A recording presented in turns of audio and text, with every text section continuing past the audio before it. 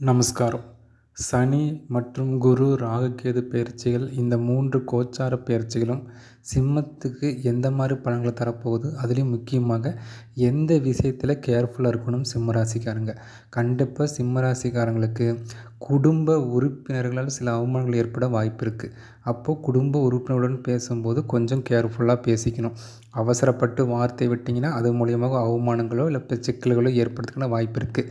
இதே கணவன் மனைவி உறவில் ஏற்கனவே பிரச்சனை இருக்குன்னா அது மிகப்பெரிய பிரச்சனையாக மாறக்கூட இந்த பேச்சுவார்த்தை வாய்ப்பு இருக்கும். அப்போது குடும்ப உறுப்பினருடன் பார்த்து கவனமாக பேசுங்க. 2வது, புதிய நட்பு வட்டங்கள் ஏற்பட்டுச்சுன்னா அவங்க மூலியமாக சொந்தமாக தொழில் பண்ணுற அமைப்பு இல்லைன்னா அவங்களுக்கு பண உதவி செய்கிறது, இந்த மாதிரி விஷயங்கள் வந்தால் அதை தவிர்த்துருங்க. காரணம், இந்த காலகட்டத்தில் வர புதிய நட்பு உங்களுக்கு பண விரயத்தை ஏற்படுத்த தான் வாய்ப்பு அதிகம். அப்போ சிம்மராசிக்காரங்களுக்கு புதிய நட்பு வட்டம் வந்தால் அந்த காலகட்டத்தில் அவங்களுக்கு பணம் சார்ந்த உதவி செய்கிறத தவிர்த்துட்டு அதை விட்டு விலகிறது நல்லது. அப்போது பணம், குடும்ப உறவு இதில் மட்டும் நீங்கள் கேர்ஃபுல்லாக இருந்தாவே இந்த 2025 அழகாக நீங்கள் கடந்து வெளியே வந்துடலாம்.